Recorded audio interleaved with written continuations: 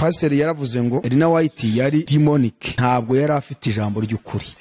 Icya kabiri, Elena White ari muri kategori y'abahanuzi b'ibinyoma. Cya gatatu, Elena White yavuze ko Yesu azaza mu 1845, bitabaye yisobanuye ko marayika wamubwiye yavuze mu rurimi rw'urunyakanani. Icya kane, ibitabo bya Elena White bikwiriye gukurwa muri system y'iyobokamana. Ufite abagore babiri b'ikinyejana cya 19. Uwa mbere ni Elena White mu rwego rw'iyobokamana, uwa kabiri ni Alice Bailey mu rwego rwa politiki n'ubukungu. Alice Bailey we n'iyobokamana ririndwi. Idayimoni ryamusanze mu misozi miremire ya Himalayas, ryaramutumiye araza risangayo. Iryo dayimoni ryitwa You Are Cool, nubwo ry'inyumva ndivuze ntacyo bintwaye, Yesu arangiye. Ubundi Elena White ahuje ibintu bitatu: ni umwigisha, ni umuhanuzi, ni umurosi. Ibyo byombi bifite. Ubwo bifite rero tugomba kumwigaho twigengesera. Elena White mu buhanga bwe yigishije ashimangira ko dukizwa n'ubuntu. Icya kabiri, yigishije ko tugomba kuyoborwa n'umwuka, kandi uwo mwuka arangije awutera ishoti adushiriraho undi. Umuntu tugarura mu gitwikirizo cya Mose aba arwanya Imana. Cyari kibise buya, ntabwo cyari kibi, ariko cyari gifite igihe cyacyo, kuko cyari gifite umurimo wo gushorera abantu bageza kuri nyir'ubwite. Niyo mpamvu turwanya inyigisho zitwa ngo yarabirangije, cyangwa kubaho niwe, cyangwa tumumenye. Exactly. Satani rero ni umuhanga, anyuze muri Elena White yazanye movement ishya, nyamara si we wenyine, irwanya ubugorozi bwatangijwe na Martin Luther kumwe n'abagaragu ba Elena White, abayehova n'abamorimuri, hamwe n'ayandi madini ntakwirwa njyamo yaje ava muri Amerika cyane cyane. Mu myaka 50 yonyine Satani yari amaze kuzana izindi mbaraga zizanywe n'utuga Kenneth Hagin. Ubwo hagarukaga noneho prosperity gospel, ubutumwa bushingiye kubona indamo, bigeze muri Afrika bihinduka icyo twita demonic cyangwa se witch demonology. None paze, ubwo wabushaka kutubwira ko uyu Elena White yaba yaravuze ibitandukanye n'ibyo Yesu yavuze cyane kuri iki kintu cya mbere twabonye ngo yari demonic, ngo ntabwo yari afite ijambo ry'ukuri, ntabwo yari afite ijambo umwuka wa Satani umukoresha. Yes. Ni gute yari afite umwuka wa Satani umukoresha? Ni ibiki uyu mwuka wamukoresheje? None iki kintu gishekeje, ubu ngo bategereje akarengane. Ubu ni rwo rwego bagezeho no gutegereza akarengane kagiye guterwa n'intambara igiye kuvuka hagati y'Isabato n'icyumweru. Urumva agakiza kabo kari ku munsi. Uzemera kanamba kuri uwo munsi akanawugwaho azajya mu ijuru. Ni ukuvuga ngo aho kugira ngo barenganyirizwe izina rya Kristo, bo bazarenganyirizwa umunsi itegeko rya kane. Ubu muri politike tuyoborwa ni dayimoni, none muyobokamana dayimoni ryamaze kuhagera. Ni ukuvuga ngo pasiteri icyo yakoze ni uko yasiribanze, ariko se ni we wabikoze se? Ni Satani wabikoze. Wasiribanze itegeko ry'Imana ryerekeye Isabato. Cyakora twe twarabwiwe abazabikora, twabwiwe iby'agahembe gato kazasiribanga iby'ubuturo bwera, kagasiribanga iby'amategeko y'Imana. Ubu tugeze ahantu hakomeye. Tugeze ahantu hakomeye cyane. Pastor umaze kuvuga uti Ellen G. White umunsi wa karindwi aho bigeze ubu wasimbuye Kristo. Uzihangana kabintwari agapfira Isabato y'ukuri azajya mu ijuru.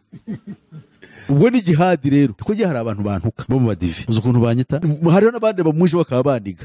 Kubera icyo kintu rero urukundo rurapfuye. Ngiye babwira impuhwe n'imbabazi, kuko zigo ni ikibazo kijyanye n'ubuyobe, ariko bafite ishyaka ryo gukorera Imana. Bivuze ngo kuri Pasiteri Musisi icyaha bisobanuye kutizera Yesu Kristo no kudakundana, kuko ariyo mategeko abiragaragaje. Yes, aya madini abayehova, abadivantiste mu munsi wa karindwi, abamorimori barakora cyane ku isi kugira ngo bamire ubu Protestant, bityo bafatanyije na Kiliziya Gatolika bigarurira imbaga y'abantu bari mu isi. Ubu porosobe burapfuye kuko burangiriye mu kinyoma aho kugira ngo burangirize mu kuri. Igihe amategeko avuzwe iteka ryose agaragarira mu rukundo, buriya bijya binancanga cyane iyo dufata umunsi wo guterana akabera tukawita Yesu. Gusa nyine urumva ubutakishe cyangwa ngo ugiye kuwusimbuza Yesu. Gufata Elena White ukamukategoriza muri kategori y'abahanuzi b'ibinyoma ni ikibazo kiremereye. Iri ni ishyano, aka ni akaga. Biratangaje Abaprotestant b'iki gihe bamaze kugotomera inyigisho z'i Babuloni, bakagotomera inyigisho ya Kiliziya Gatolika yo kwica itegeko rya kane ry'Isabato bakarisimbuza icyumweru. Kubona noneho barabitagatifuje bakavuga bati rero burya Isabato yashushanyaga Yesu. Oya, ntabwo ariko biri. Elena White n'umugabo we baguye ku kandi seho umuntu witwaga Joseph Bates avuga Isabato. Babyumvise batyo bakajya babyibaza. Idayimoni ryaje nijoro asinziriye ndaza kubijyaho, niryo ryamubwiye yuko Isabato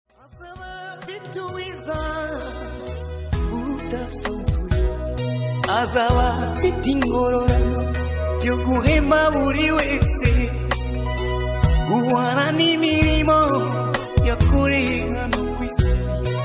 Nawe nshuti yanjye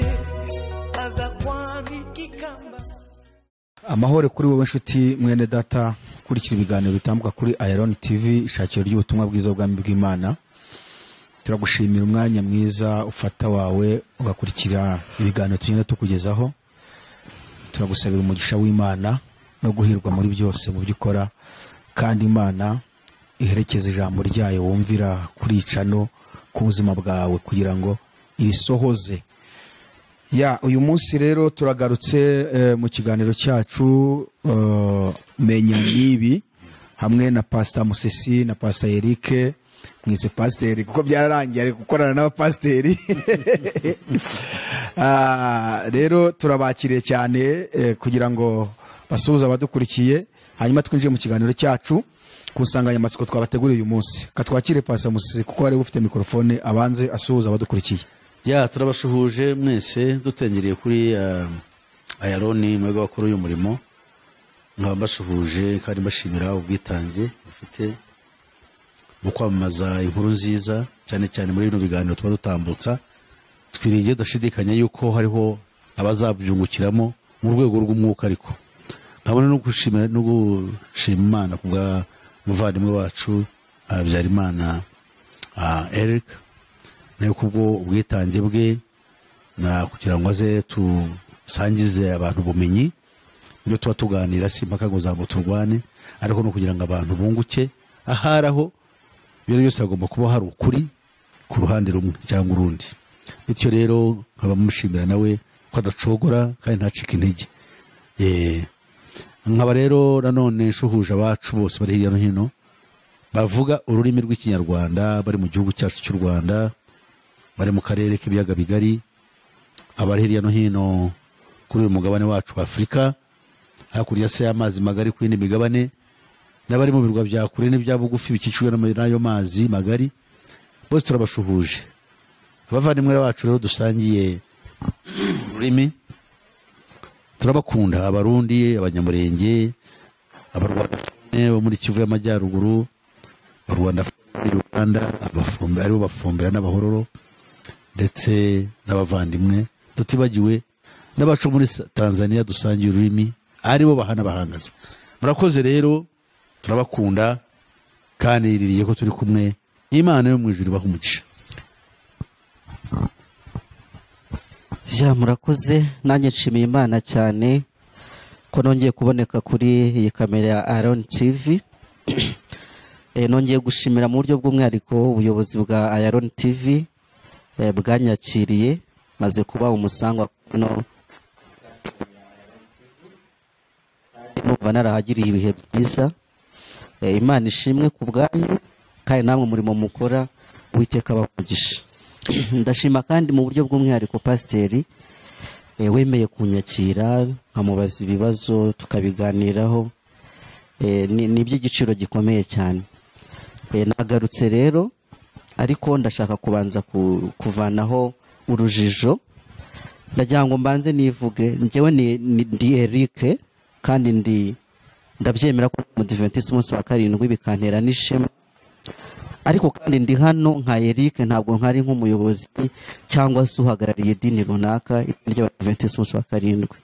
Nakwishimira ko umuntu ambona mu ishusho yo kuganira iby'Imana, ukuri kwirengagijwe, kuko igihe undebeye mu budive, niba uri umudive uzahura n'ikibazo cy'uko ibyo nzavuga uzaba umufana wabyo, ukarwana intambara yo kunshyigikira, kandi niba utari we ushobora kuzagwa mu wundi mutego wo kuba ufite amakuru mabi ku badive, bikakubuza kwakira ukuri nayo nakuzaniye cyangwa se twavanye mu ijambo ry'Imana. Niteze rero ko turi bugire ibiganiro byiza muri aka kanya, kuko n'ubundi bisanzwe biri. Uwiteka duhana umugisha. Urakoze cyane Eric, urivuze neza rwose, ntabwo mpagarariye idini runaka. Ubwo badukurikiye barabyumva ko wowe uri umukristo urimo kuganiriza abantu ngo bamenye ukuri. Reka noneho twinjire ku nsanganyamatsiko yacu uyu munsi. Ushize mu kiganiro mwakoze hari ikintu pastor yagarutseho, ari kuvuga ku mugore witwa Elena White.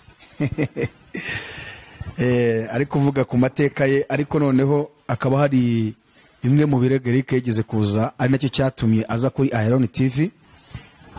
Yaregaga Pastor Musesi ku byo yavuze kuri uyu mubyeyi, ariko hari n'ibindi byinshi n'ubundi kandi yagiye avuga, ntabwo twabisoma byose. ariko byo ni byinshi. Ibyo pasiteri yavuze ku Adventiste, ibyo avuga kuri Ellen White, ni byinshi. Uyu munsi twe turashaka kugaruka ku nsanganyamatsiko ivuga ngo abahanuzi nyakuri n'abahanuzi b'ibinyoma. Ubwo tugiye kwiga ku ijambo umuhanuzi muri iki kiganiro, aho tureba abahanuzi ba nyabo ikibaranga ndetse n'abahanuzi b'ibinyoma ikibaranga. Ese ubundi Bibiliya kivuga ko bagomba kuzabaho, baba bariho cyangwa ntabwo barabaho? Ibyo nibyo tugiye kwigaho. Ariko mbere y'ibyo ngibyo rero, reka dusabe Eric adufashe kugira ngo Imana iyobore kino kiganiro, adusengere. Dusenge. Data wa twese uhoraho, umwami wacu, tugushimiye andi mahirwe uduhaye yo kurambura ibyanditswe byera kugira ngo twigishwe nawe. Twebwe turabaswa, ariko watanze umufasha ari umwuka wera. Turasabye kugira ngo nk'uko wabisezeranye ko azatuyobora mu kuri kose, abane natwe. Turisabiye twebwe tugiye gukora ikiganiro kugira ngo udufashe, kandi dusabiye n'abacyumva kugira ngo umwuka wera abane nabo, ngo ijambo ryawe riremerwe mu mitima yacu, bitubere amendeze yo kugukunda no kukwishimira, maze ubwo ugiye kwerekanwa ku bicu tuzagusanganire. Iryo ni ryo sengesho ryacu mu izina rya Yesu, amen. Nk'uko twari tubivuze, tugiye ku nsanganyamatsiko ivuga ku birebana n'umuhanuzi wa nyawe n'umuhanuzi utari uwa nyawe cyangwa se umuhanuzi w'ibinyoma, ariko cyane aho dutunga agatoki cyane ari nacyo cyahuje Pastor Musisi na Pastor Eric, niko umudamu witwa Ellen White cyangwa se Ellen White. Ngira ngo Pastor aza kongera kuduha amateka y'uwo mubyeyi kugira ngo ibintu byinjire neza, kuko nicyo kiduhuje cyane, kuko ari byo Eric waje uvuga yuko Pastor uburyo yamuvuzemo utabyemera, ari naho uri bugaragaza igituma atari ukuri cyangwa ari ukuri, na Pastor akagaragaza ukuri kuri muri ibyo ngibyo. Turanagaruka none no ku bintu biranga umuhanuzi wa nyawe, ibyo ari byo, ndetse n'umuhanuzi w'ibinyoma, ariko cyane aho dutunga agatoki cyangwa twinjira cyane ni kuri Ellen White. Reka tumaze dusome bimwe mu byo uvuga Pastor yamuvuzeho. Icya mbere, Pastor yaravuze ngo Ellen White yari demonic, ntabwo yari afite ijambo ry'ukuri. Icya kabiri, Ellen White ari muri kategori y'abahanuzi b'ibinyoma. Icyo Pastor ngo yakimuvuzeho. Cya gatatu, Ellen White yavuze ko Yesu azaza mu 1845, bitabaye yisobanuye ko marayika wamubwiye yavuze mu rurimi rw'urunyakanani.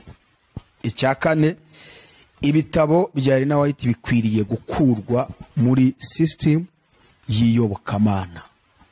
Ayo ni amagambo ngo Pastor yivugiye ubwe mu kiganiro cyatambutse hano kuri Iron TV. Abagishaka bajyaho bashobora kukibona, turaza kubabwira izina ryacyo.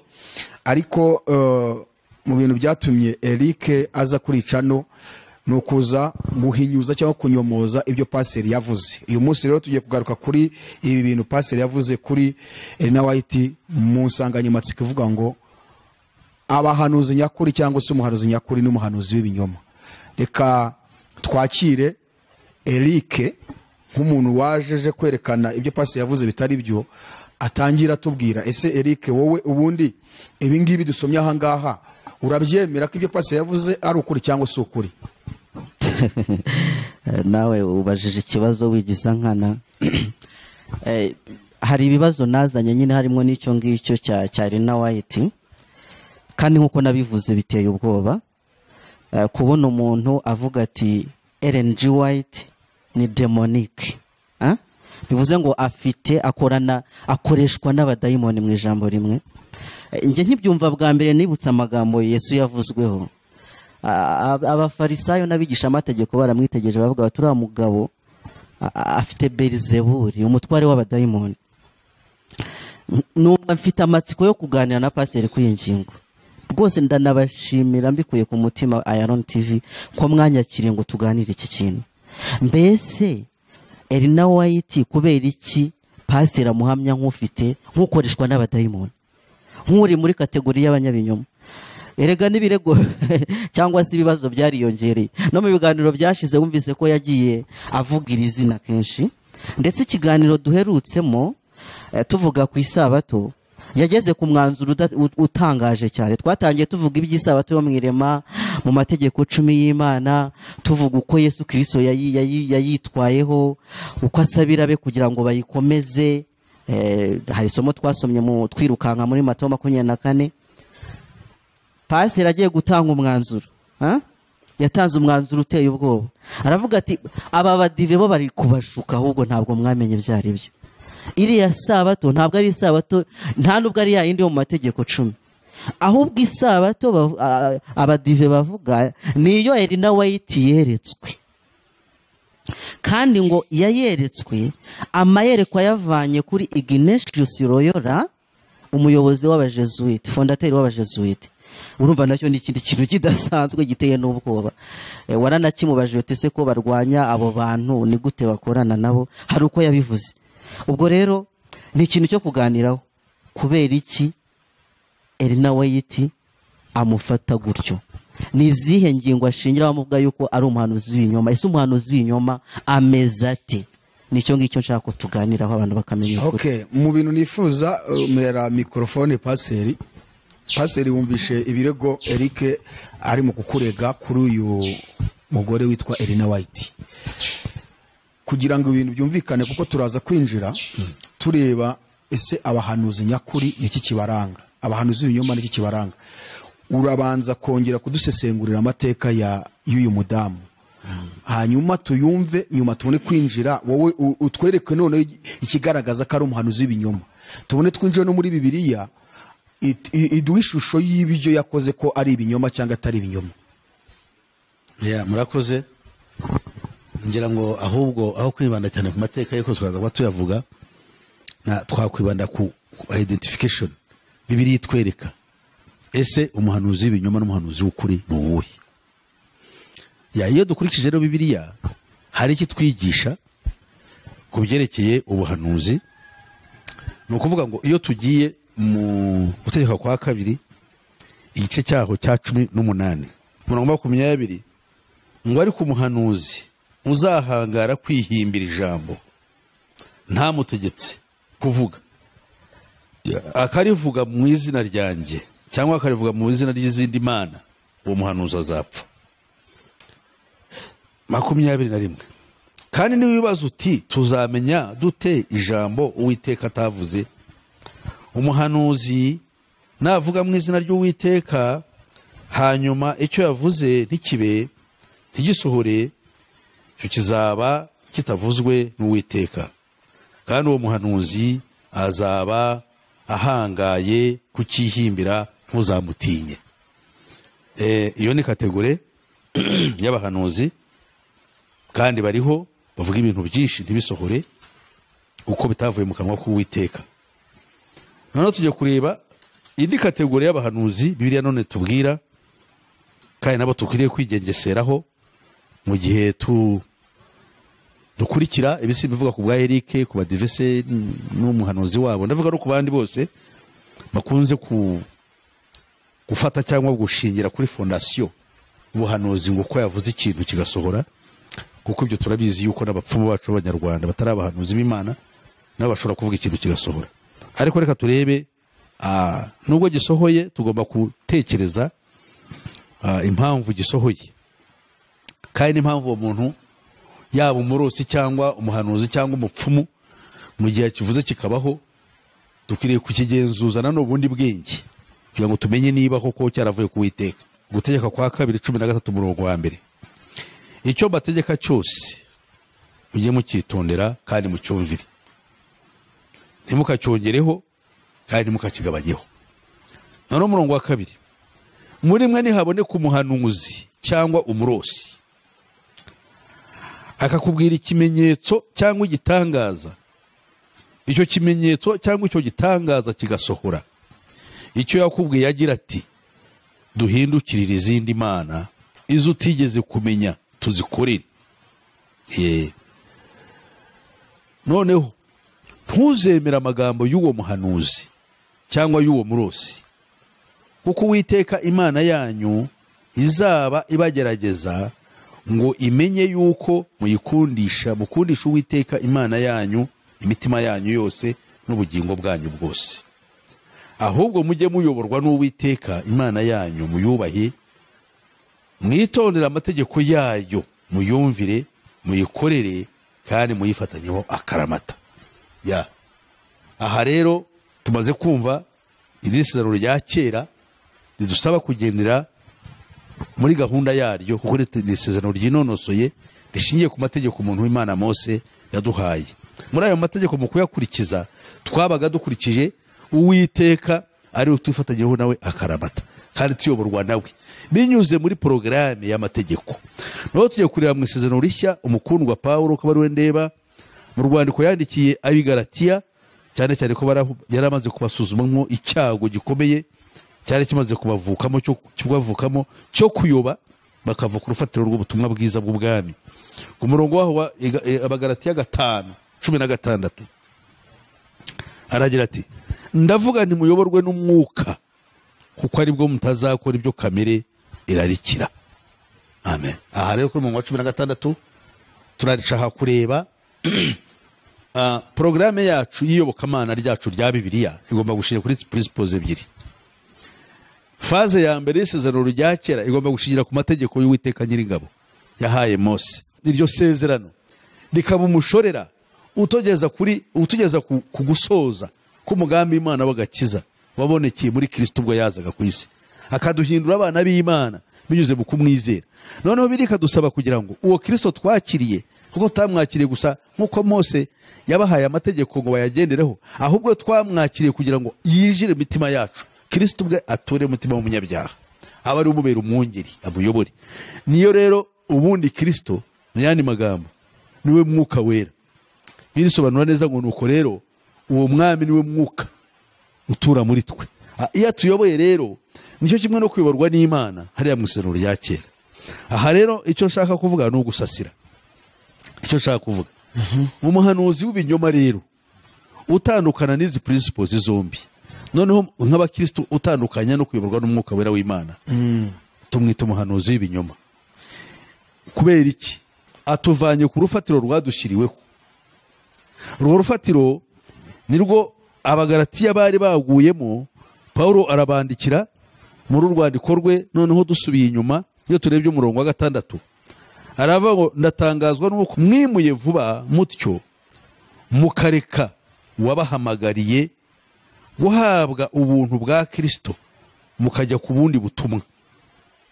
Nyamara so ubundi butumwa, ahubwo ni ikindi. Aha rero icyo nshaka kuvuga ni ukuvuga ngo Ellen White ari muri kategori y'abigisha b'abahanga bafite imbaraga, batwigisha kuva ku Mana, kuva ku butumwa bwiza tukajya ku kindi.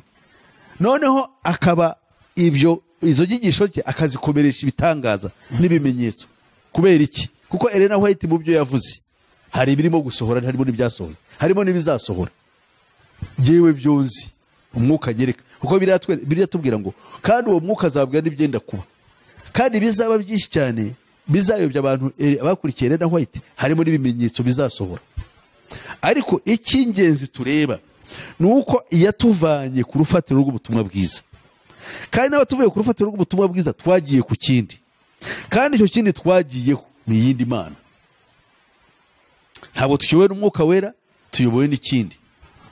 Kuko ikindi kivuze ngo ushobora kwifashisha Bibiliya ubwayo kandi ugashyiraho ikindi. Satani yabwiye Yesu ngo haranditswe ngo simbuka, kuko handitswe ngo azatuma abamarayika be bakuramire yo kubita ikirenge kwibuye. None se bira ntibyari ukuri? Ariko byari bije mu yindi kategori yo kumvira Satani aho kumvira Imana. Satani ubwo rero Yesu aza kubikora ajya kuba yumviye Satani, nubwo byanditse muri Bibiliya, kuko agerageje Uwiteka. Aha rero natwe tugomba kumva abahanuzi tukabagenzuza imikorere yabo, kuko abahanuzi babi nta nubwo ari n'abapfumu n'abarozi, ahubwo ni abahanurira bari muri Bibiliya. Hano njya nkashaka kuvuga yuko uyu mbere yuko njya no mu mateka ye mufatira muri iyi kategori yihe dusanga mu gutegeka kwa 2:13. Ni umurosi, ni umuhanuzi, kuko ibyo byombi arabihuje. Ubundi rero ahita ahuje ibintu bitatu: ni umwigisha, ni umuhanuzi, ni umurosi. Ibyo byombi arabifite. Ubwo abifite rero tugomba kumwigaho twigengesera. ntabwo ari ukwiruka tuvuga kuko ibyo avuze tukavuduka tubijyamo ngo nuko ahuje n'ibyanditswe. Rero White mu buhanga bwe yigishije ashimangira ko dukizwa n'ubuntu. Icyo si ukuri se? Yes, icyo ni ukuri. Icya kabiri, yigishije ko tugomba kuyoborwa n'umwuka, kandi uwo mwuka arangije awutera ishoti adushiriraho undi witwa umwuka w'ubuhanuzi. Uwo niwo tugenderamo, nanjye ngugenderamo, ariko nagiye gutira ibyo menya n'ibyo niga. Ariko kuko Pawulo yaravuze ngo mujye muhinduka byose aho mugeze kugira ngo abantu bagomorereho Kristo. Noneho rero uwo mwuka yasimbuye umwuka wera. Icyo ntabwo abantu bacyumva neza. Icya mbere, ubutumwa bwiza urufatiro rwa Kristo rwavuyeho arukuraho. Hariya batubwiye niba umuntu agutwaye kujya kuramya indi mana, abakoze ikintu kibi cyane. Naho yakora ibitangaza, naho yakora ibintu byose bikomeye, ariko ugomba kwigegesera uwo muntu ukurikiye uwo ari we. Kuko Pawulo aravuze ngo ese abagalatiya ubundi ikibazo bari bakoze, bari basubiye ku bundi butumwa butari bwa Yesu Kristo. Ese bari bagiye kuraguza cyangwa bari bagiye ku mana z'inyamahanga? Ntabwo bari bagiye kuri Bayali. No, bari basubiye ku mikorere ya kera y'isezerano rya kera, harimo no gukebwa n'indi mihango yose yari irimo. Ese ubwo bari bakoze icyaha? No, nta cyaha bari bakoze, ariko umugambi Imana bari bawurogoye. Kuko faze ya mbere yahawe abantu kubw'ibicumuro niyo bari basubiyemo, aho kugira ngo bahirimbanire kugira ngo bahabwe Kristo, bahabwe umwuka wera, noneho bahabwe kamere y'Imana, baba abana b'Imana. Icyo ni kimwe, ubu ni umugambi w'Imana. Ubundi Imana icyo ishaka ni urubyaro mu isi rw'abana yabyaye. Aho bana ikababyara binyuze mu kwiha muko Imana ibahaye umwuka wayo. Aha rero iyo umuntu agiye kudusubiza inyuma abarwanye intambara bi. Pawulo yavuze ku kintu abantu bose bashobora kumva ntibakimenye, cyangwa se bakumva bakagira ngo wenda aharaho abigihe cye bajya kumva yuko batutse. Mu rwandiko yandikiye Abikorinto rwa 2 ibice 3, se natangira kwa kangahe buriya katuve kwa 12 kuko nibwo byavayo neza. Haravuga ngo nuko ubwo dufite ibyo byiringiro tuvuga dushize amanga cyane, ntitumeze nka Mose watwikiraga mu maso he kugira ngo Abisirayeli batareba iherezo rya bwa bwiza uko bwamushiragaho. Nuvuga ngo aya magambo yavuze cy'Abayuda ngo ntabwo tumeze nka Mose, cyabaga ari icyaha bagukoze, kuko Mose yarubahwaga cyane.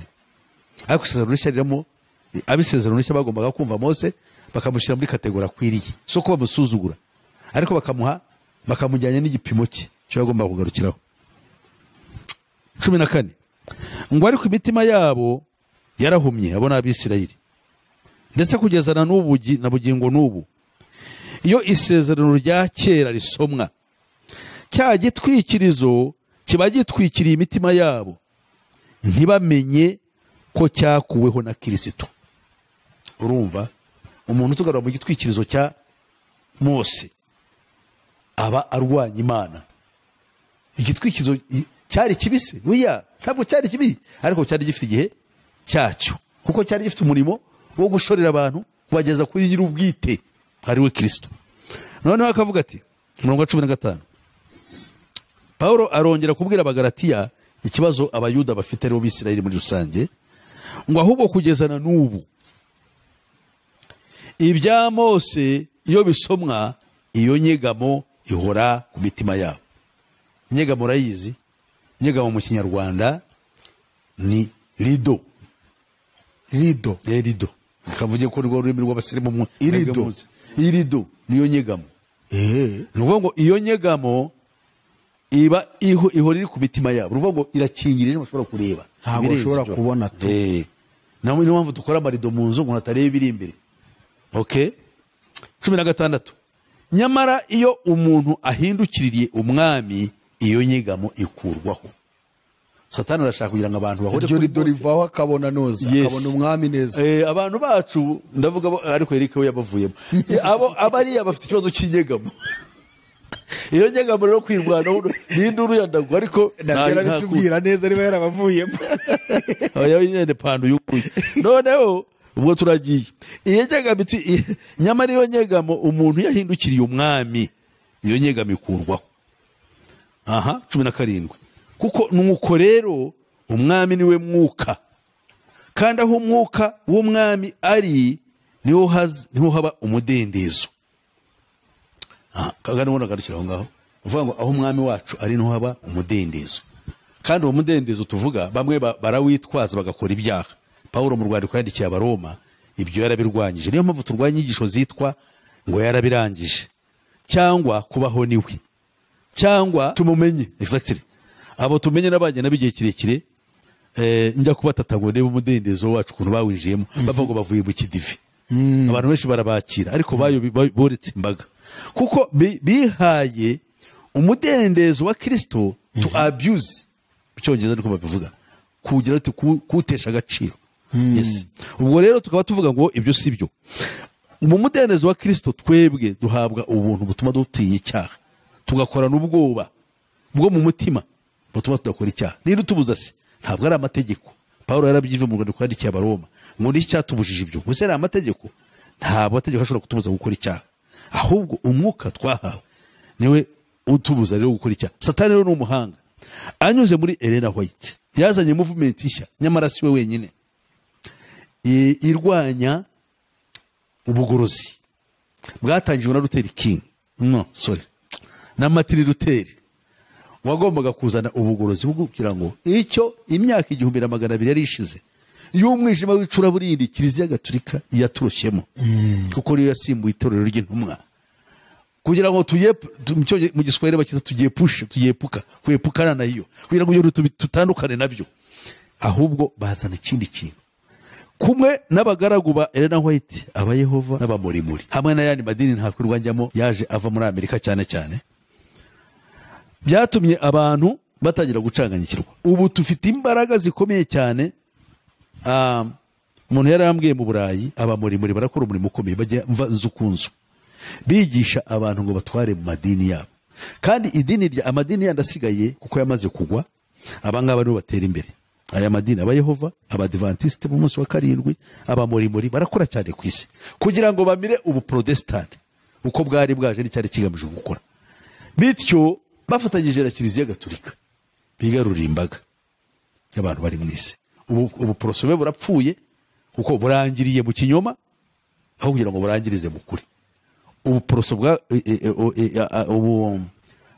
ubugorozi bwa Luteri ubundi bwasohoreye mu kuza k'umwuka wera wa Gipantekote, ubwo yagarukaga mu itorero mu itangira ry'ikinyejana cya 20, ubwo abantu bahabwaga umwuka wera w'Imana, imirimo n'ibitangaza bya Kristo bikongera bigakorwa n'ubutumwa bwiza.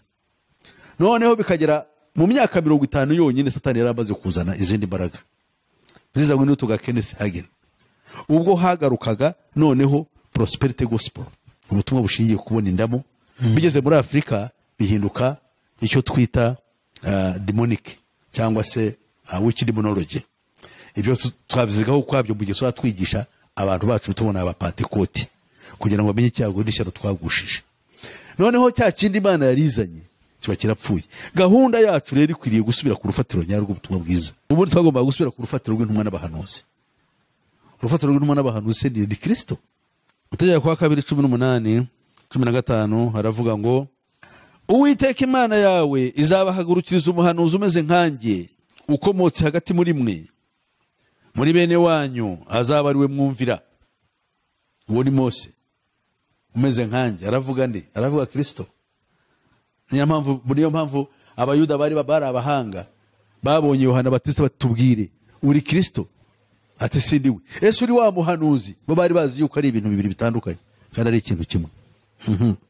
Murongo wa 16 ngo bizakubera rwose nk'ibyo wisabiye Uwiteka Imana yawe kuri Horebu, kuri wa munsi w'iteraniro, uti sinkongere kumva ijwi ry'Uwiteka Imana yanjye cyangwa kubona uyu muriro mwinshi ntazapfa.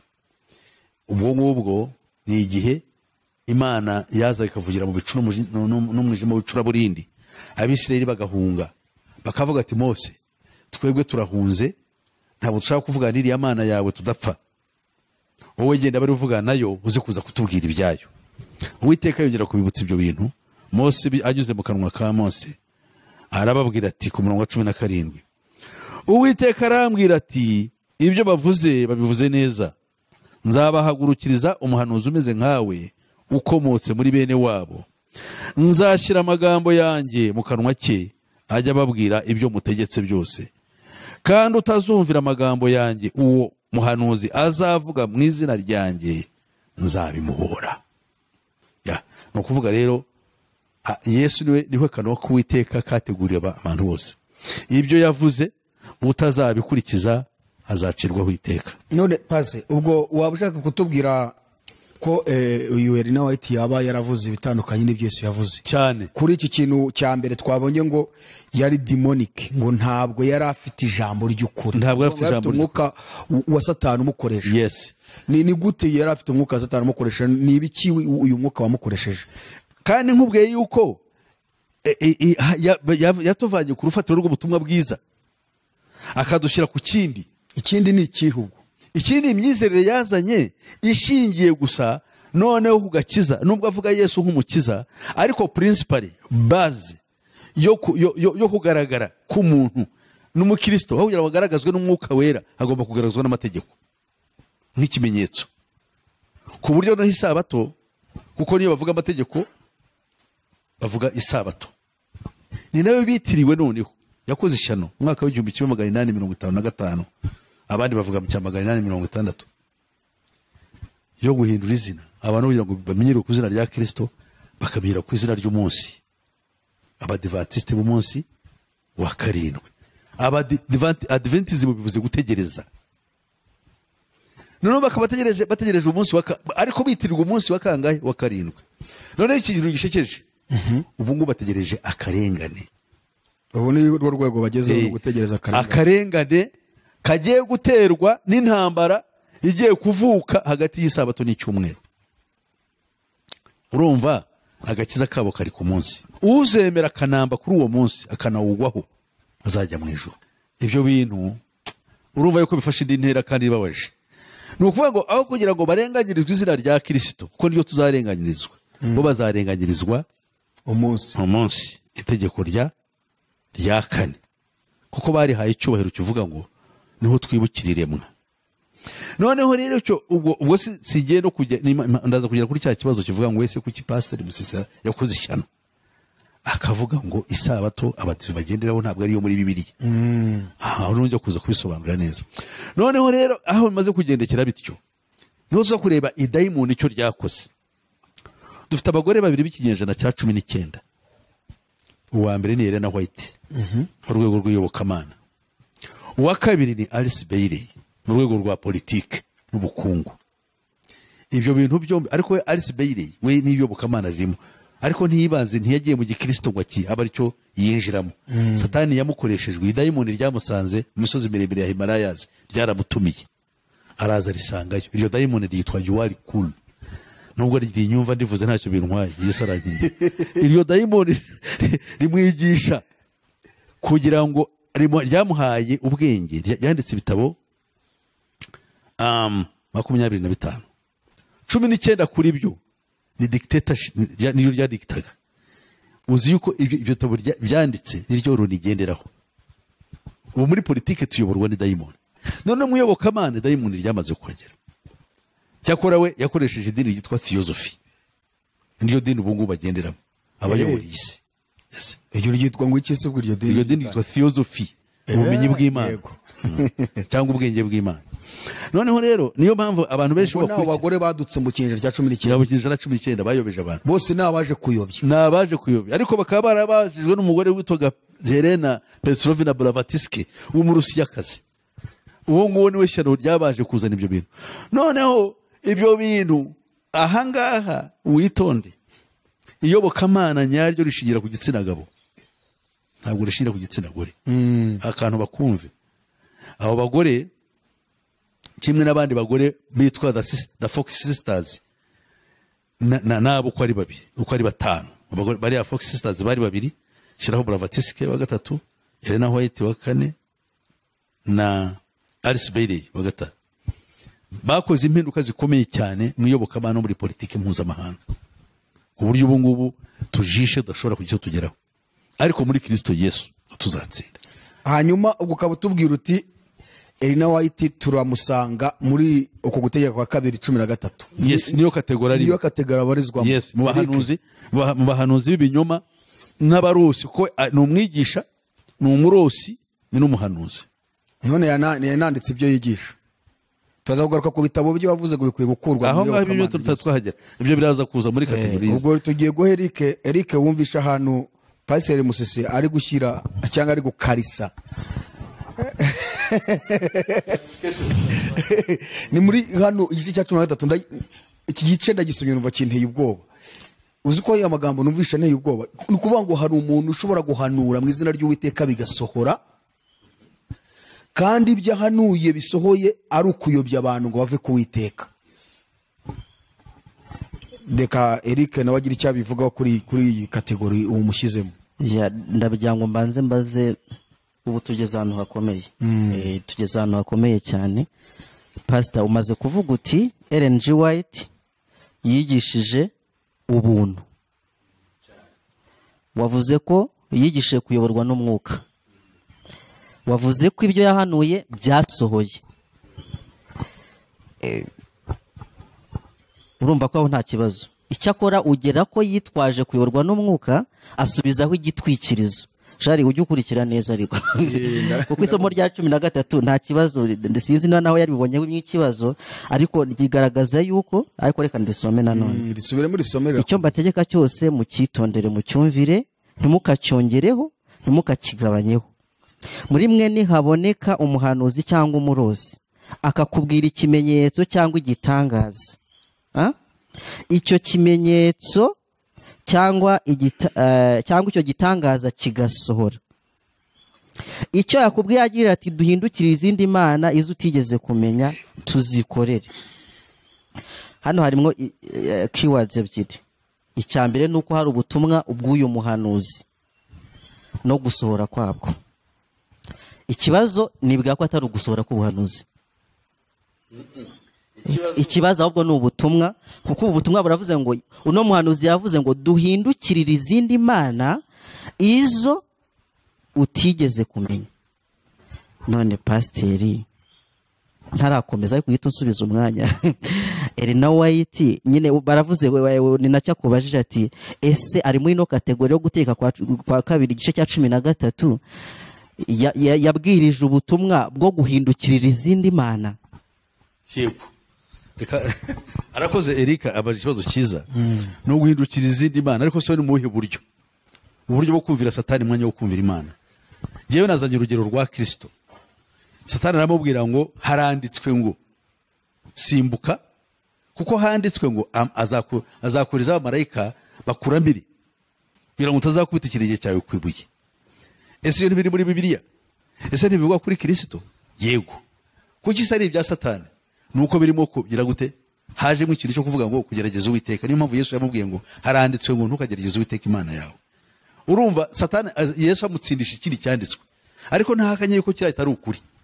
Aha rero nacyo tubona nuko twavuye ku butumwa. Paulo aravuze ngo ni ikindi. Paulo ubwe n'ubyivugiye noneho ayobowe n'umwuka wera w'Imana. Aha ntabwo tureba Paulo nk'umuntu, turanga Paulo intumwa y'umwami wacu.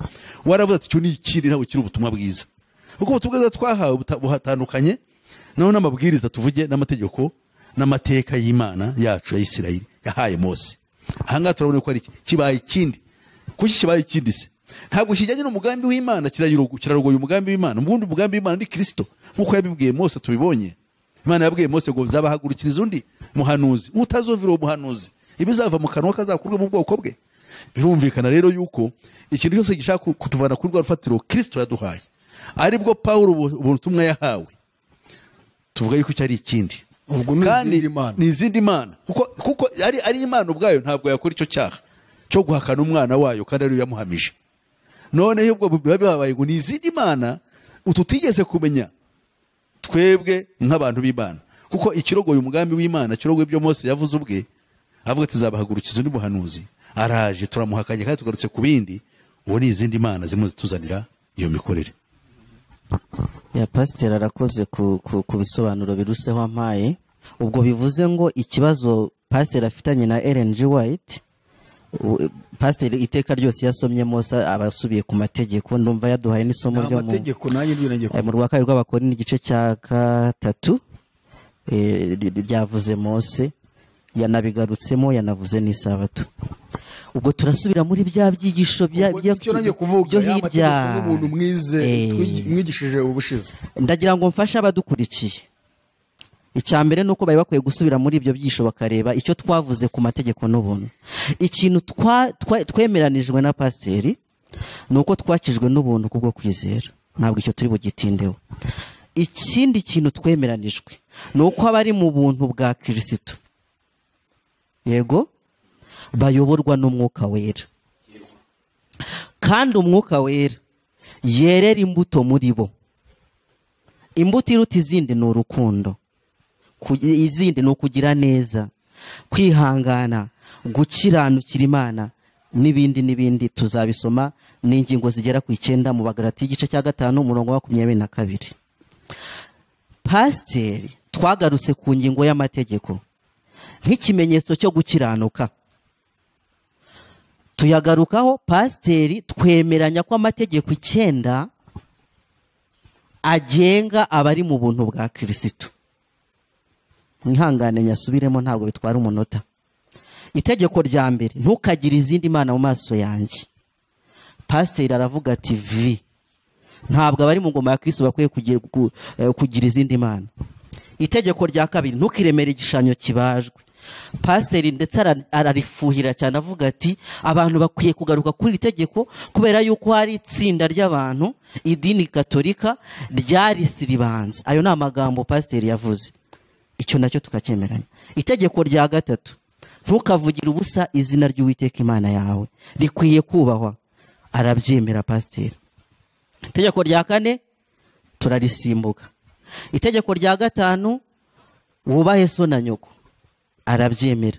Itegeko rya 6, ntukice, arabyemera. 7, ntugasambane, arabyemera. 8, ntukibe, arabyemera. 9, ntugashinje ibinyoma mugenzi wawe, nabyo arabyemera. Irya 10, ntukifuze, nabyo arabyemera. Ikibazo kikagaruka ku itegeko rya 4. Impamvu rivanwamo rikaba ari ryo rishushanya Yesu, kuko we yatubwiye ko ari kuburudika. Ubanza ryo terime yakoresheje ubushize ko rwose ari mu kiruhuko. Nuvuga ngo pasiteri icyo yakoze nuko yasiribanze. Pastor, ariko se ni we wabikoze se? Ni Satani wabikoze. Wasiribanze itegeko ry'Imana ryerekeye isabato. Cyakora twarabwiwe abazabikora, twabwiwe iby'agahembe gato kazasiribanga iby'ubuturo bwera, kagasiribanga iby'amategeko y'Imana. Wafashijwe n'icyo kibwirizwa, itegeko ry'isabato uravuga ngo iryo ngiryo ntirikibaho, turi mu kiruhuko cya Yesu Kristo. Mu yandi magambo, Jarika unega amatwi cyane, iyo pasiteri avuze Mose abavuze isabato, kuko ibindi Mose avuga nta kibazo afitanye nabyo. Ariko iki kindi ni ikibazo gikomeye cyane, ahari twabiganiriye ubushize, twakoze ibiganiro birebire cyane. Isabato nibwira yuko yasobanutse mu buryo bumwe, ni rimwe mu mategeko y'Imana. Ikindi nshaka kubaza pasiteri, ntaragira icyo mvuga ku bahanuzi, ubwo tugarutse ku mategeko. Ubundi icyaha ukita iki? Ku iteka ryose ugaragaza ko abana Yesu Kristo yaje ari umukiza w'abanyabyaha ngo abavane mu bubata bw'icyaha. Icyaha bisobanuye iki kuri wowe? Icyaha ni igiki? Eric ni umwana mwiza cyane kandi ni intellectuel. Nuvuga ngo azi neza ibintu. Ahubwo nagira ngo abanze asomere itegeko rya mbere.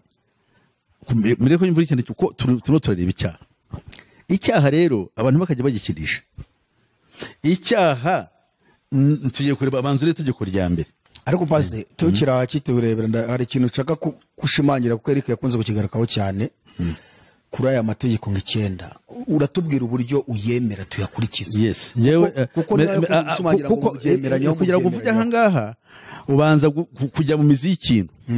Noneho itegeko rya mbere riravuga ngo iki? Mu kuva igice cya 20 umurongo wa 3, ntukagire izindi mana mu maso yanjye. Iyo turebye itegeko rya mbere nkuko Yesu yarisobanuye, itegeko rishani gukomera ni Mariko igice cya 12 uhereye ku murongo wa 28.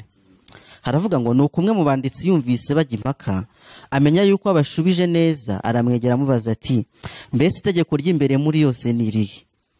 Yesu aramusubiza ati iry'imbere ni iri ngo umva Isirayeli, Uwiteka Imana yacu niwe mwami wenyine. Nuko rero ukundisha Uwiteka Imana yawe umutima wawe wose n'ubugingo bwawe bwose n'ubwenge bwawe bwose n'imbaraga zawe zose. Irya kabiri ngiri. Tubonye rero yuko Uwiteka tugomba kumukorera n'ubwenge bwacu ariko mu rukundo. Ukunde Imana yawe itegeko rya mbere, kandi ntukagire izindi mana zigaragara imbere. Niba Imana icyo yavuze ikaba yarakiduhaye ari we Kristo, ukaba ugishimbuje ikindi, ntabwo Imana uyikunda, nta nubwo unayumvira, nta nubwo unayikorera. Imbaraga zawe urazikoresha mu gusenya umugambi w'Imana w'agakiza k'umuntu. Dore impamvu, niba twebwe duhawe mu isezerano rishya kwamamaza Kristo, noneho hakaba hariho irindi tsinda muri twe rivuga Kristo ariko kandi mu bwiru no mu bwenge kandi bwagishukanye, rigashyira imbere ikindi kimenyetso kitari Kristo. Kuko Kristo mu buryo twe muri Kristo twe ntabwo tumurebera mu mateka, hoya Kristo murebera muri twe mu bugingo bwacu.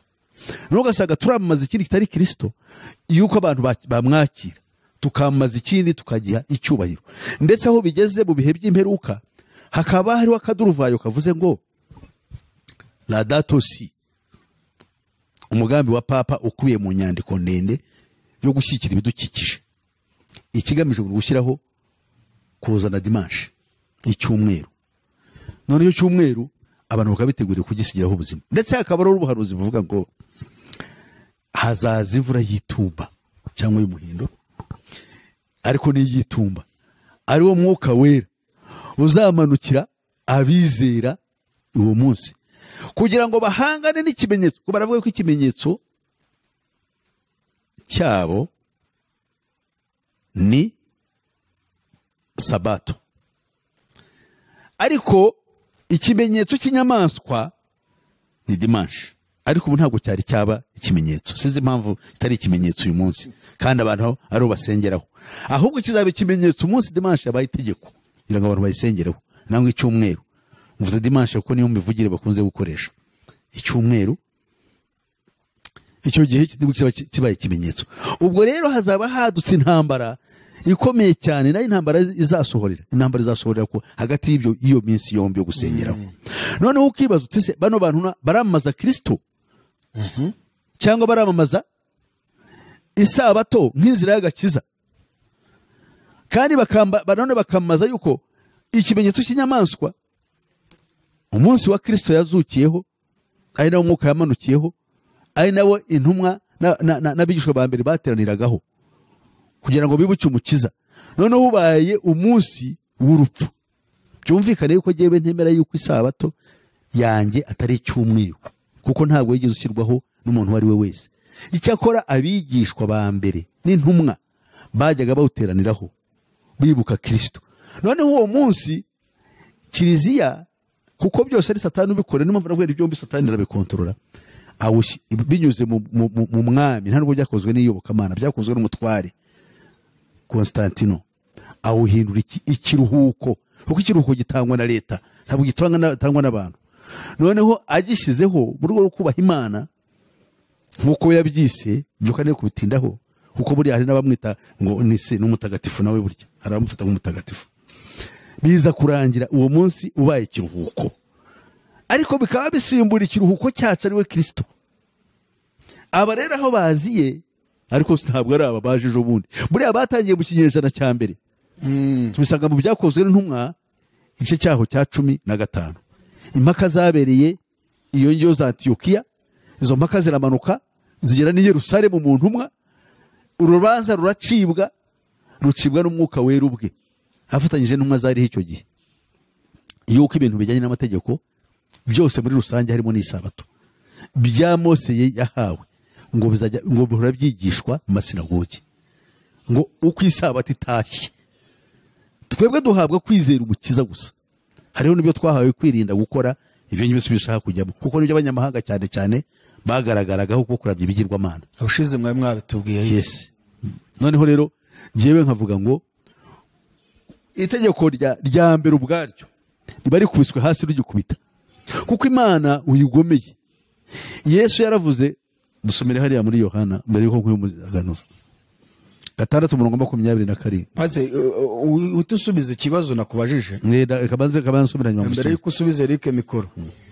kabanze musubize 6:27. kuvuga ngo hari ikibazo Eric yakubajije arimo aravuga ko utarakimusubiza ngo icyaha ni iki, ariko nanjye ngiye nicyo nari nkubajije. Icyo nari nkubajije jewe no kusobanura niba ibyo Eric ari kuguhamya ko amategeko 9 yemera ari byo, hanyuma uratubwira kuyemera kwawe uyemera mu buhe buryo. Aha, Yohana 6:29 arabasubiza ati umurimo w'Imana nguyu nuko mwizera uwo yatumye. Ni ukuvuga ngo mu isezerano ryacu rishya ryuzuza ibyo Mose yahawe bivuye mu kanwa ka Yesu, ngira itegeko ry'Imana nuko mwizera uwo yatumye. Icyaha ni ikihe? Ukutumvira itegeko. Itegeko duhawe rishya ni ukwizera Yesu Kristo. Ubwo bivuga ngo utizeye nicyo cyaha ukoze cyo. Niba utizeye uzarimbuka, niko ntabwo wizeye uzabona ubugingo. Kubera iki se kwizera kuye? Hari ukwizera ko ntabwo tuvuga ngo tugarukiraho, hari ukwizera ku giciro cyinshi twahawe twebwe n'intumwa dusangiye nazo. Ko kwizera ku giciro cyinshi guturuka mu kumva ijambo rya Kristo. Iyo jambo rya Kristo turyumvise riduhesha iki se? Riduhesha kwizera ukuri. Kwa kuri twizeye ukuri kwaduhesha ubugingo. Ubwo bugingo ninde? Ni Yesu Kristo muri twe. Burya Yesu Kristo kugira ngo ahaguruke aze yinjire mu mutima w'umuntu, avuye ati ndagutoranyije gutora mu mutima wawe, ntabwo ari ikintu cyoroshye. Tugiheshwa n'iki se? Nuko twizeye. Twizeye iki se? Twizeye ukuri. Ukuri se guturuka hehe? Mu ijambo rya Kristo. Uko umuntu ntabwo ashobora kubangikanya Kristo n'isabato ngo azakugeze kwakira Kristo w'ukuri. Ibyo ni uruvangitirane, ntabwo ushobora kumva. Abantu benshi bari muri kategori y'amategeko, cyane cyane abakomeza umunsi wa 7, bo umunsi wa 7 aho bigeze ubu wasimbuye Kristo. Kuko nibo abantu bafitiye ubwoba, ni nacyo gikoresho gikurura abantu noneho kibavana mu yandi madini kibashyira mu idini ry'abakomeza amategeko cyangwa bakizwa n'amategeko. Nuko babigisha ko igihe kirageze, niba tareba neza bararimbutse.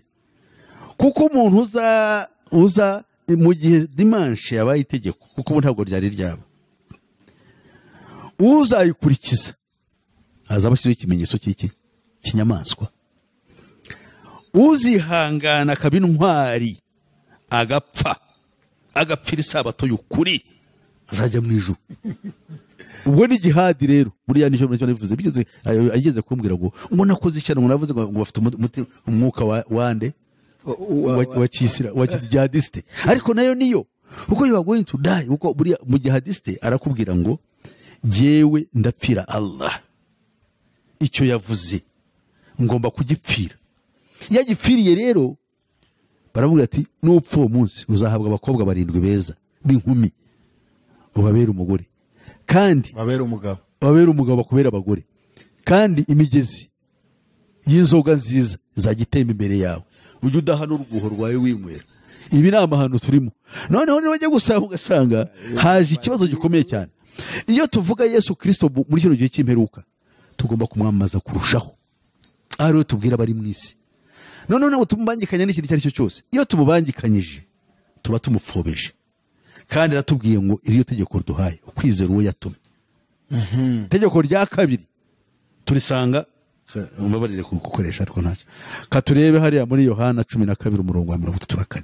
13 sorry, 13:34 aratubwira hati ndabaha itegeko rishya ngo mukundane nkuko nabakunze muba ariko namwe mukundana. Amina. Iki rero nicyo kintu kigomba kuranga, ahubwo nicyo turwana cyo kugira ngo kigaruke. Reka nkubwize ukuri, iri tegeko ryo gukora ntabwo ryakundana tukiri matsinda je kavuge wenda abaporoso twese, kuko twebwe twari twashiriho kugira ngo tugarure wa mwuka ushingiye ku kuri kwa Bibiliya. Noneho nitwa tukiri tugihanganye ko hari abantu bantuka bo mu badive. Uzi ukuntu banyita umujezuiti, batagise umujezuiti bakayita umusatanike, bakavuga ko natumwe ndigatumwa, ndetse hariho n'abandi bamuje bakaba bandiga kubera icyo kintu. Rero urukundo rurapfuye, kuko uwo watutse ntabwo uba ukimukunze, uwo wise inyamaswa, uwo wise ikintu ntabwo uba ukimukunze. Bityo rero itegeko rikaba rirafata utarizi. Ese jewe ndi mwene data mu badive, igisubizo cyakabaye ye ko nanjye n'umwizera nizera Yesu Kristo, sibyo se? Aho nese abadive bafata nk'abanzi banjye, ashwida ni bene data, ariko ni bene data babyawe n'Imana. Ni ikibazo kiri, icyo nicyo ngomba kubashakamo. Ese kubyarwa n'Imana ahubwo siko rakabaye mbigisha nkabahugura, ariko ntibanyemerera, kandi bubukana bankurikizaho ni bubi. Jewe nta ushobora kujyaho ngo mbabwire ngo ni ibiki, no, ushobora kuba je mbabwira ni impuhwe n'imbabazi, kuko nzi ngo ni ikibazo kijyanye n'ubuyobe. Ariko bafite ishyaka ryo gukorera Imana, ariko hari ikibazo gihari kigomba kubanza kugira gute, kubanza guhinduka. Yesu yavuze ngo ishyaka abacu bafite Abisirayeli yo gukorera Imana rishingiye ku bujiji, ntabwo yabatutse, ntabwo yabanze. Niyo mpamvu jewe mvuga ngo umuvandimwe cyangwa bari abavari muri rusange, je nakabimbagira impuhwe kugira ngo bamenye ukuri twahawe. So amategeko abiri rero yandi yo tuyishe nibo tuba twishe ubutumwa bwiza.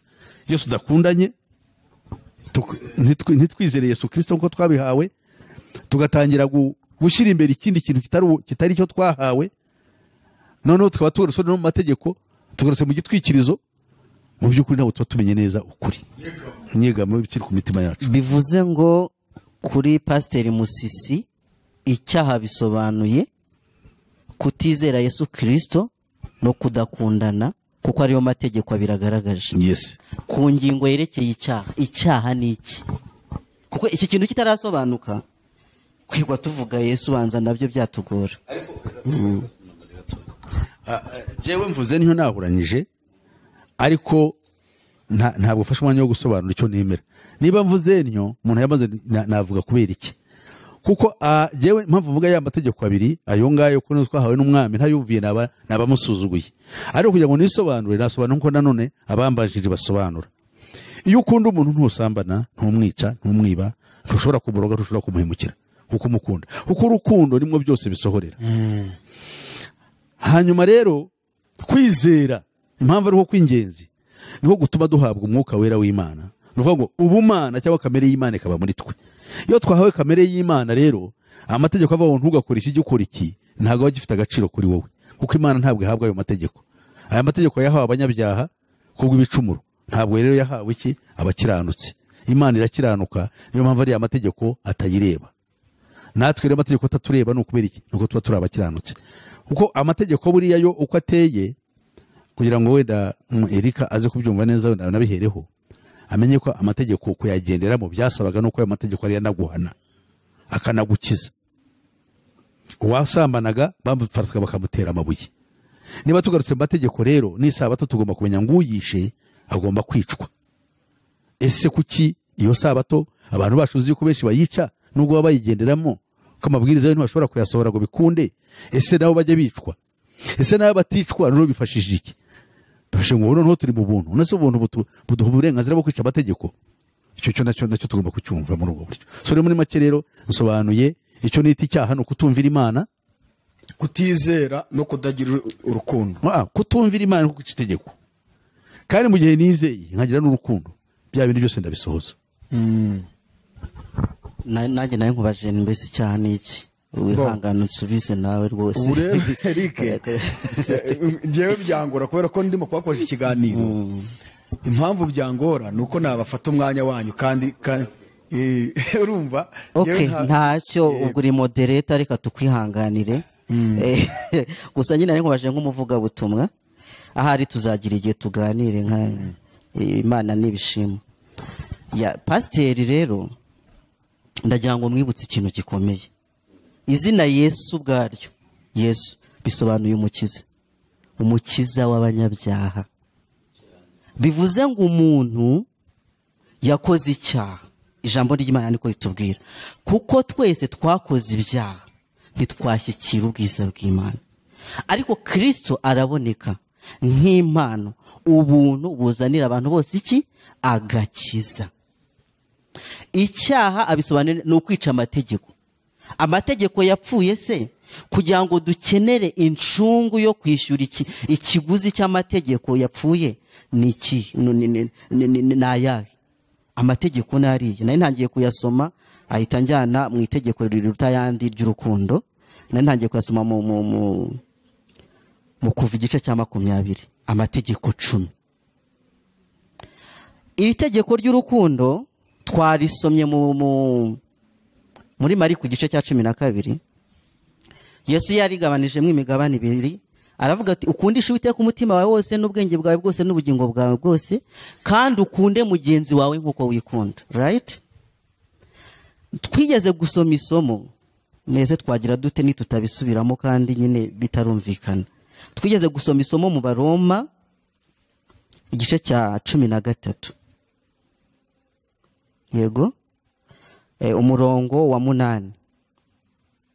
Ntimukagira umwenda wose keretse gukundana kuko ukunda undi aba ashohoje amategeko. Kuko ibi ngo ntugasambane, ntukice, ntukibe, ntukifuze n'ayandi mategeko yose bihurira muri ijambo ngo ukunde mugenzi wawe nkuko wikunda. Igihe amategeko avuzwe iteka ryose agaragarira mu rukundo. Hari ibisate 2 by'amabuye. Cyo ngicyo ngira ngo turakizi nk'abasomyi ba Bibiliya.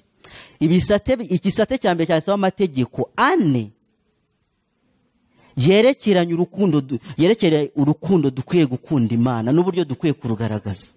Kutagira izindi mana, kutarema ibishushanyo, kutavugira ubusa izina ry'Uwiteka no kubahiriza umunsi w'isabato. Umunsi wo guterana kwera ni nako Bibiliya ibisobanura. Buriya bijya binacanga cyane iyo dufata umunsi wo guterana kwera tukawita Yesu. Gusa nyine urumva ubutakishe cyangwa ngo ugiye kuwusimbuza Yesu. Ntabwo ibyo bishoboka. Hari umunsi wo guterana kwera, hari na Yesu. Umunsi wo guterana kwera ni itegeko. Iyo ripfuye haba hakozwe icyaha. Ubwo nagarutse ku isabato kugira ngo tuze kujya kuri Ellen White. Ndasoma isomo rimwe ryo muri Yakobo igice cya 2. Twavuze kwizera nanone ntabwo twabura kureba Yakobo icyo avuga. Yakobo yigeze kuvuga ati uburyo kwizera kutagira imirimo kuba gupfuye. Mbese bene data byavura iki niwe umuntu avuga yuko afite kwizera nyamara akaba ari nta mirimo akora?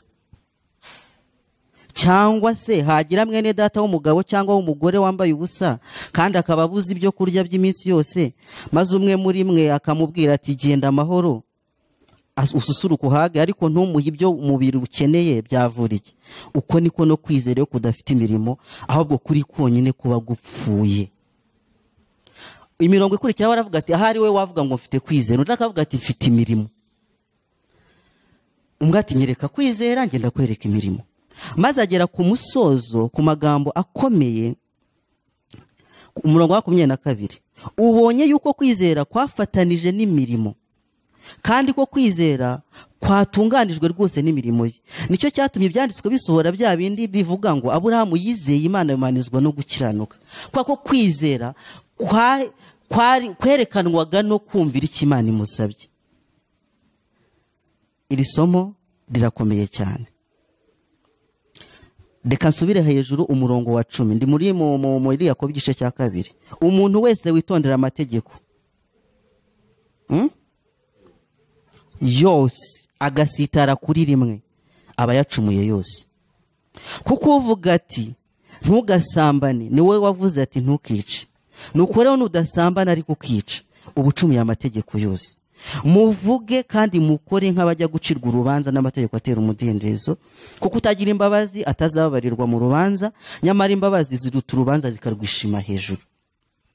Kwizera kugaragazwa no kumvira icyo Imana isaba mu mategeko yayo, harimwo n'itegeko ry'isabato, kuko nta gihamya dusanga muri Bibiliya cyerekana ko umunsi wo guterana kwera, umunsi w'isabato, Imana yawuvanyeho. Nuko rero gufata Ellen White ukamukategoriza muri kategori y'abahanuzi b'ibinyoma ni ikibazo kiremereye. Urafata umuntu kubera yuko yumviye iby'Imana isabye muri Yakobo igice cya 2 ko umuntu wubahiriza amategeko akwiriye kuyubahiriza yose, ukaba ari ufata nk'aho ari umuhanuzi w'ibinyoma, maze wa wundi uvana abantu ku Uwiteka ngo be gukomeza amategeko yose akaba ari we muhanuzi w'ukuri. Iri ni ishyano, aka ni akaga. Biramaramaje niko abarundi bavuga. ni gute ufata umunsi wo guterana kwera ukumva ko wasimbuwe na Yesu? hanyuma Eric ni ukuvuga ngo wowe gushaka kunyomoza ibyo Pastor Musi yavuze ko Elina White umwuka wamukoresheje atari umwuka w'ikinyoma, nuko werekanye ko Elina White kuba yashikarije abantu kubahiriza amategeko atari mu kuyobya abantu n'umuhanuzi w'ukuri. Ubwo nari ngarutse ku isabato kandi nerekana ko ari rimwe mu mategeko y'Imana kandi kuryica ari icyaha. Ngewe mwibuka ikiganiro turiho ntabwo tutwagarutse ku bintu kubirebana n'isabato cyane. None se ko ariyo yabaye ikibazo cy'abantu cy'umuhanuzi Elina White. Icyatugaruye ni ukubanza kureba abahanuzi b'ibinyoma, ariko twishingikirije ku cyo wareze pasteur yuko yavuze ko Elina White yakoreshejwe n'umwuka w'ikinyoma mu kuyobya abari mu isi, cyane harimo nk'idini ry'Abadventiste. Rero twe twashaka kureba ese nuwe mwuka wamukoresheje, ikigaragaza se ko yakoreshejwe n'umwuka wa Satani ni iki? Pasteur wagaragaje ko ari ukwigisha abantu isabato, bakinjira mu mategeko kandi twebwe ari ubuntu, ariko akanagaragaza ko mu buryo bwo kujijisha n'ubuntu yabushyizemo. None wowe unyomoje Pasteur mubwira ati ahubwo amategeko icyo yakoze niko kuri, kuko ni iyo arimo kuganisha abantu ku Mana ngo barize amategeko y'Imana. Ubwo nicyo unyomoje mu Pasteur. Yego, ihangane gatoya mvuge kuri aka gatabo ndagakunda cyane. Ni agatabo kitwa Umugenzi, nuko gafunitse ukuntu abantu b'Imana barakazi, Abaprotestant umunsi wa 7 kandi tswe kera mu 670. Aka gatabo nakigishijwe bwa mbere na mukecuru wanje, ni masenge wa mama, mufata mwita nyogokuru, nta rindi zina nabonye mu Kinyarwanda. Niwe wakanyigishije, yari umuprotestani ariko ubwo mu Bapresbyterienne. Iwacu niho Abapresbyterienne batangiriye, iwacu ni Ikirinda. Ndumva nta pfunwe rihari ryo kubivuga. Ikirinda niho nakuri. Nyogokuru rero amaze yasengeraga mu Bapresbyterienne kandi akunda Imana cyane, nuko niwe wanyigishije gusoma Bibiliya. Niyo nagiyemo no gusoma. Naga gatabo rero akundaga kukansomera cyane, niyo mpamvu ngakunda urukundo rwinshi. Gusa mukecuru nkiri umwana nibwo Abapresbyterienne bemeye umucyo wo kubatiza mu mazi menshi. Igihe babyemeraga, mukecuru afashe icyemezo ati burya bya bintu Abadive bajya bavuga ni ukuri, ahindukirira itorero ry'Abadventiste umunsi wa 7. Ariko buriya indirimbo nyinshi nize z'Abapresbyterienne z'Abaprotestani. Iki gitabo ndagikunda cyane, mfitanye igihango n'Abaprotestani, uretse kuri bimwe na bimwe nyine ibingibi turi kujya wimaga. Aka gatabo rero ngasoma karantangaje, n'ak'Abaprotestani ntabwo ari ak'Abadventiste. Nusoma amagambo abanza y'aka gatabo, amagambo ateguza, abantu benshi baragafite. Baranditse bati uyu nguyu Yohana bunyana akiri umusore yakundaga gukora ibyaha cyane, ariko yabikoranaga umutima umurega, azi ko Imana izabimubaza. Ngira ngo umuntu wese watangiye urugendo nuko nguko byabaye. Ngo umunsi umwe yumvise umuntu yigisha ku cyaha cyo kwica isabato. Hari abantu bafata isabato bakayita iy'Abadive bo mu 844. Ndagira ngo mbabwize ukuri, abantu b'Imana uhereye ku kuremwa kw'isi bakomeje ijambo ry'Imana, bazi umucyo w'isabato. Isabato yaje guhirikwa n'ubutegetsi nyine bwa Roma, cyane cyane ya gipapa, bawusimbuza icyumweru nk'umunsi wari umenyerewe wo gusenga ibigirwamana byabo, barawutagatifuza. Ariko Abavodwa, ubwo ni itsinda rimwe ry'abantu b'Imana bakomeje Bibiliya, bakomeje isabato. Urabona yuko mu gihe cya Yohana Bunyani hariho abantu bagenza gute bakomeza isabato. Nusoma aka gatabo nanone ukareba mu buhamya bwa Byiringiro, harimo igice cyitwa ubuhamya bwa Byiringiro, azakubwira yuko mu bintu byamuhangayikishije mu kugira ngo atangire urugendo ni ugusobanukirwa yuko yakoze icyaha kubwo kwica itegeko ry'isabato. Ariko biratangaje, Abaprotestani b'iki gihe bamaze kugotomera inyigisho z'i Babuloni, bakagotomera inyigisho ya Kiliziya Gatolika yo kwica itegeko rya 4 ry'isabato bakarisimbuza icyumweru. Kubona noneho barabitagatifuje, bakavuga bati rero burya isabato yashushanyaga Yesu. Oya, ntabwo ari ko biri. nimwongere mujye gusuzuma muciye bugufi imbere y'Imana data wa twese mumenye yuko iri ni itegeko ry'Imana. Ubushize nasomye Matayo igice cya 24 umurongo wa 20 havuga ibya Yesu asaba ati musengere kugira ngo uwo munsi iminsi y'akaga itazaza mu mezi y'imbeho cyangwa ku munsi wo kwisabato. Gusa Yesu yari yakuyeho uyu munsi w'isabato ni umunsi uri apart na Yesu nk'ikiruhuko ari apart. Bihuriye heze ntabwo kuvuga isabato bivuze kurwanya Yesu. Paseri ndamuha umunota umwe wonyine kugira ngo iki kiganiro tugisoze. Murakoze njyewe nshimye ahubwo si umunota umwe asurampagije. Nagira ngo vuge mu ncamake nsubiramo umwana muvandimwe byavuze. Mu by'ukuri ibi bintu by'abantu bagenda bakavuga ubundi throughout history mu mateka y'intuza y'itorero hajyaga habaho ibitekerezo abantu bagendaga bazana. Ellen White nawe ubwe n'umugabo we igitekerezo cy'isabato mbere yuko banakirota mu nzozi cyabanje kuzanwa n'ubutoga Joseph Bates. Bagisoma nkuko na Bunyania ngo yumvise umuntu yigisha iby'isabato. Urumva yari umvise ntabwo ari byo yeretswe. Ariko ntabwo Bunyani yigeze mu byo yigishije Kristo. Niyo mpamvu twe tugisoma igitabo cye tukakimenya ko ari cy'umwuka. Ntabwo yigishije isabato. Ariko yatanze urugero mu byo yigishaga mu byatumye akora ku mutima we nuko hariho umuntu wigisha icyaha cyo kwica isabato. Uwo n'umuntu yarigishaga nyine nkuko wakuva umuntu avuga. Ellen White n'umugabo we baguye ku gatract kandi seho umuntu witwaga Joseph Bates avuga isabato. Babyumvise batyo bakajya babyibazaho. Idayimoni ryaje nyijoro asinziriye ndaza kubijyaho kuko nta mufite igihe nibyo ryamubwiye yuko isabato none igomba kugaruka rikaba nk'itegeko binyuze muri vision apana kucyo yasomye muri Bibiliya.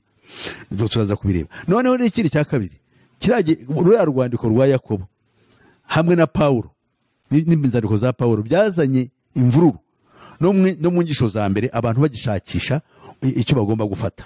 Ariko jewe umwuka wera yampaye kuzisobanukirwa neza icyo aricyo. Wumvise amagambo dusomye muri Yakobo karomba buriya bishoboka gakomeye ngo muvuge ubundi Yakobo urwandiko rwe ntabwo rwari rugamije gutesha agaciro ubuntu twahawe.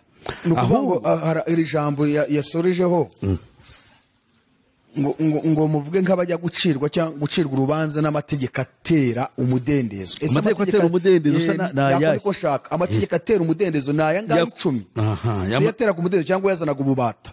Amategeko 10 yo adushyira mu bubata. Amategeko atera umudendezo ni aya Kristo.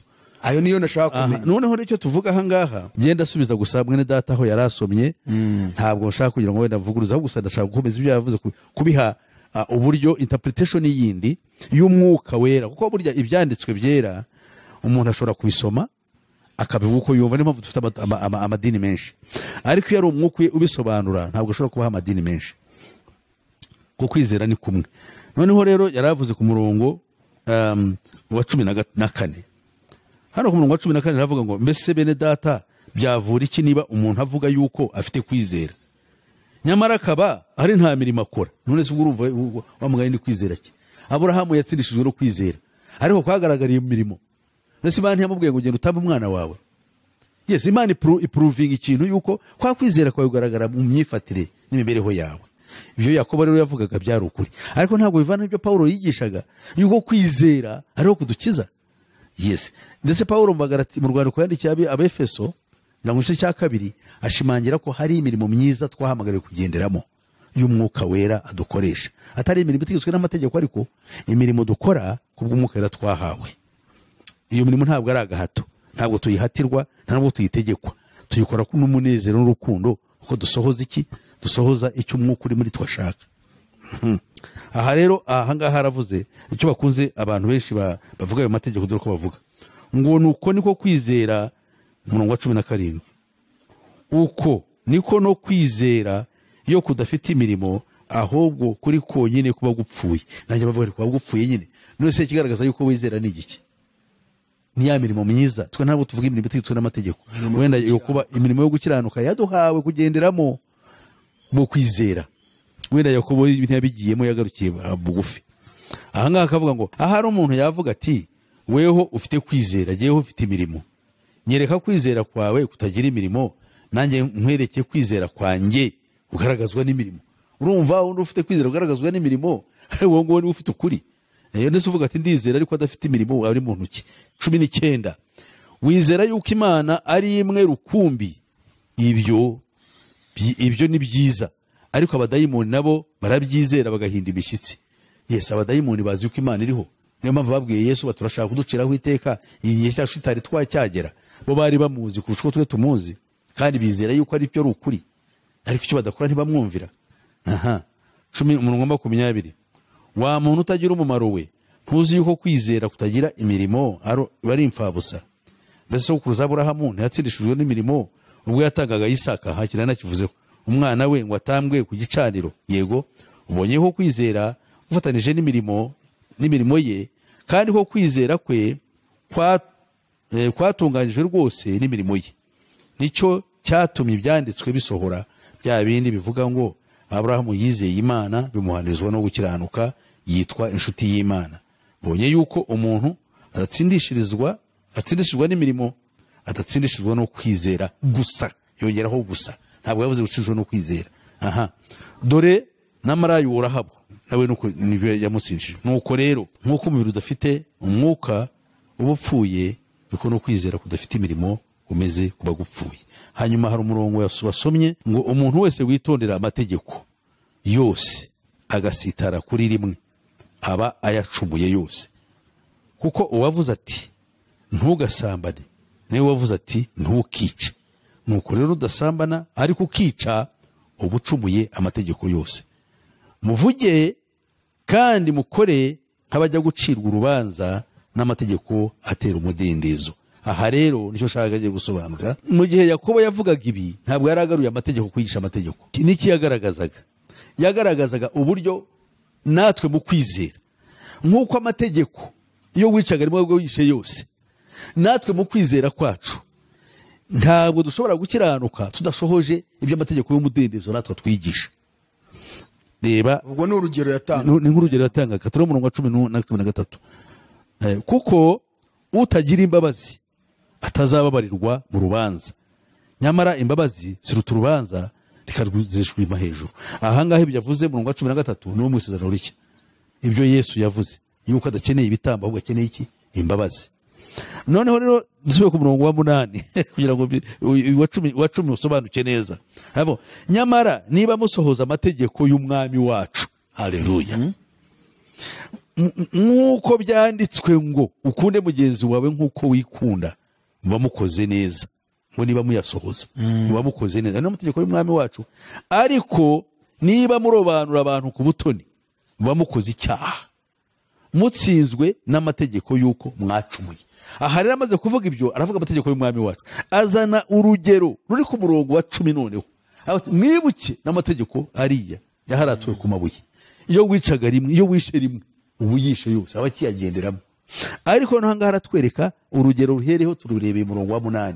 Kuko abigihe Yakobo yabahuguraga ni bene data, barobanuraga abantu ku butoni bakurikije imyambarire n'imibereho muri sosiyete y'umuntu. Umeze neza bakamushira inyuma, umeze neza akicara imbere, umeze nabi akicara inyuma. None habaho urugero bagombaga kuba bamenyereye yuko uwicaga rimwe, amategeko ya kera, amategeko 10 yabaga yishe yose. Naha ngaha rero niba uvuga ngo urizera kandi ufite urukundo, ariko ukarobanura abantu ku butoni, uzatsindwa n'urubanza. Kuko urukundo rwa itegeko ry'umwami wacu twahawe urishizemo kategori. Urakunda abakire n'abasa neza ukabashyira imbere, hanyuma basa nabi cyangwa bafite uko bameze kandi utazi imitima yabo uko imeze ukabashyira inyuma.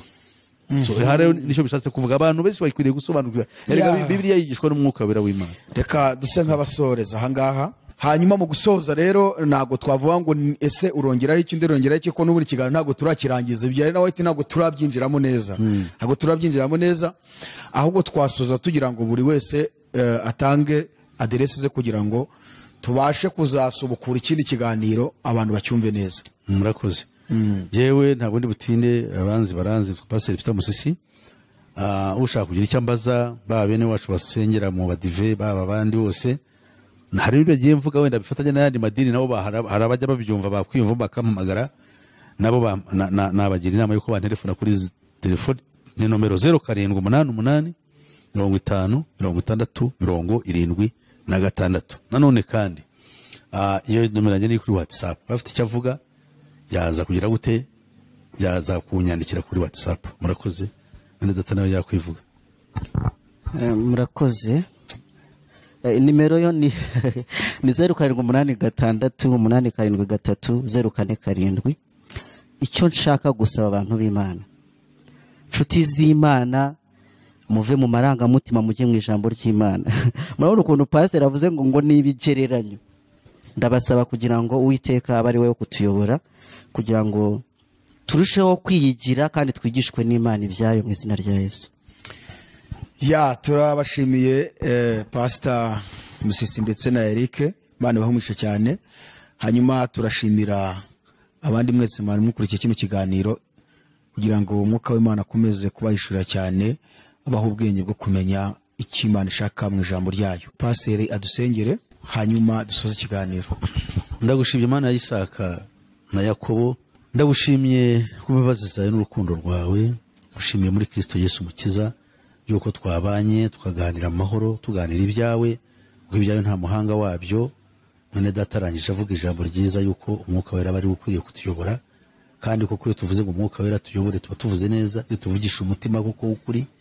Rero ndabyishimiye, reka umwuka wari uyobora abazakurikira ikiganiro, uko kunkurikira jewe cyangwa kurikira undi cyangwa kurikira Eric, ntabwo ari twebwe twabambiwe abantu bari mu isi.